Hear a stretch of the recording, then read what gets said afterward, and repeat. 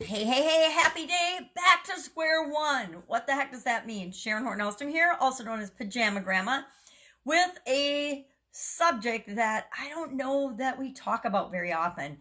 Um, there are games, I think of the game Trouble I used to play with my kids, with that little popper where you'd play around the board and people could land on your game piece and then they'd send you back to the beginning.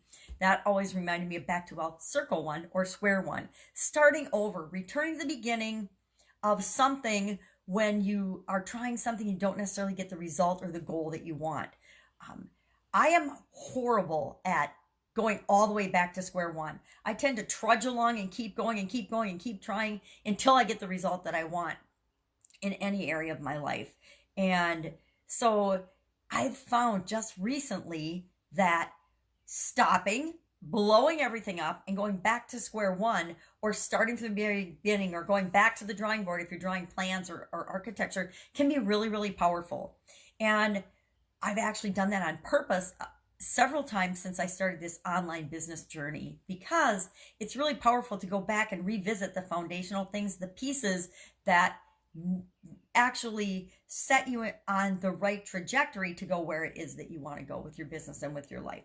Every time we start something new, it's like going back to square one. I think about being divorced. Well, not being married anymore, starting a new relationship is like going back to square one. I think if anybody's been divorced and been dating again, you know exactly what I'm talking about. Every day we forget so often.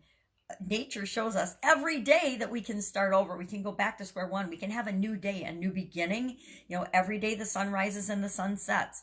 But it's even more interesting than that. We can actually decide at any moment to have a brand new beginning, to start something over, to go back to the drawing board, to say, okay, we tried this, it didn't work. Where did it go wrong? And a lot of times that is back at the very beginning, because we didn't plan, we didn't take into account everything that possibly could have or should have happened in order to get the result that we wanted. And so we just start over. There is nothing wrong, and there's a lot of power in starting something over again.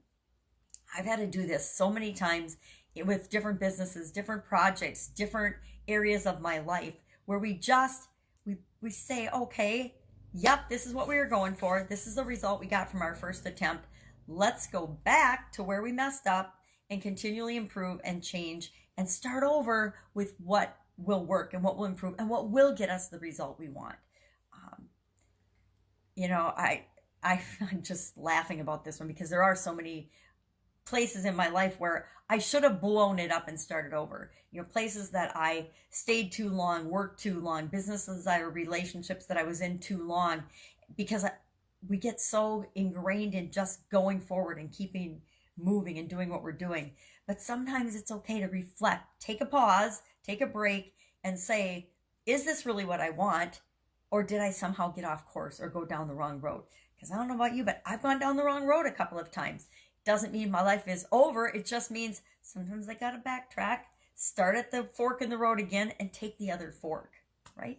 So that's our little thought today. Back to square one. Is there something in your business that you're trying to accomplish that would be best suited if you went back to square one? If you went back to the drawing board and said, all right, this is what we were going to do. It's not working. We're like wasting so much time and energy and resources on this. Maybe we need to go back to square one and start over. I know big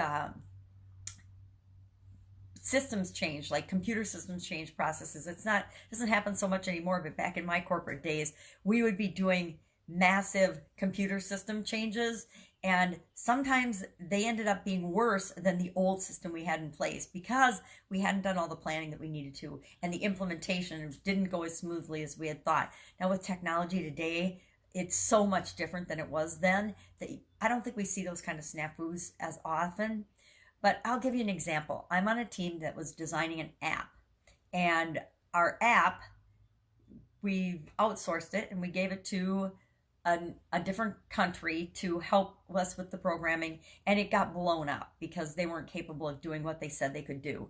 And so We've gone back to square one with that project. Even though we were a year into that project, we've had to go all the way back to the beginning and start over step by step from the very beginning of how we're going to create and bring that product to fruition, bring it to the market and get it done right this time. Is it painful to do that? Is it painful to say, okay, we lost a year and more money than I want to admit because we didn't and we trusted the wrong people? Yeah, it hurts to do that and say that, but it beats the alternative of just giving up and quitting and just letting it die, right? So think about things today in your life or in your businesses that are like that, that maybe you need to just say, all right, I've been beating my head against this wall long enough. It's time to stop, take a step back, and maybe look at it from the very beginning, or maybe go down a totally different road. That's it. Go out, make it an awesome day. I'll, of course, be with you tomorrow with some other interesting idiom to share its origin and where it came from. And this one, there wasn't really much info about where it came from. They just associated it with board games. So, board games. I find that interesting because isn't business just a big board game? It is in my life. All right, take care. Bye.